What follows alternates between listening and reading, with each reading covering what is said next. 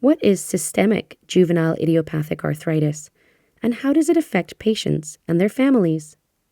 So systemic JIA, or systemic juvenile idiopathic arthritis, called SJIA, is a disease which is acute in onset. Usually patients present with high spiking fever, skin rash, joint pain, sometimes with overt arthritis, pericarditis, and pleuritis. It may be complicated by an acute complication, which may be fatal, which is called macrophage activation syndrome, and this may occur at onset in 25% of the patient or later during the disease course.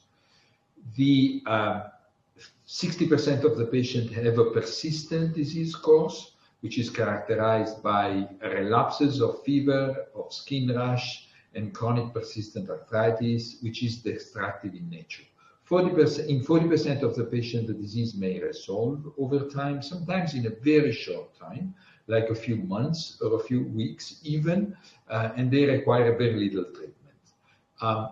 The persistent patients are the ones that are a cause of major concerns because of the impact on the quality of life of the patients and their family, and because of the destructive nature of arthritis, which may lead to severe functional impairments.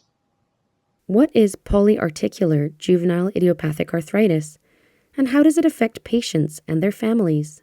So polyarticular JIA is actually a broad umbrella term that involves any patient with chronic arthritis involving more than 4 joints during the course of the disease. Now, it is made up of some of the different subsets of JIA, but this is not the objective here. The chronic joint inflammation, which is the main features of this patient, may be destructive, may have a long-term impact on functionality of the joints, and it does have an impact on quality of life of the children and their families. The disease is usually characterized by chronic relapsing course with flares and remissions, but usually requires long-term treatment with DMARDs and biologic DMARDs. What are the goals of treatment for these 2 types of arthritis? So the goal of treatment is clinical remission. Now, clinical remission is a definition that implies the absence of any sign and symptoms of the disease, together with the absence of any sign of inflammation in the blood, like increased CRP or increased acute phase reactants in general.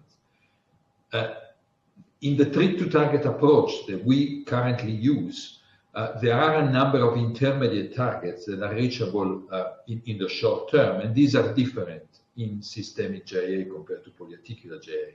Let me make an example.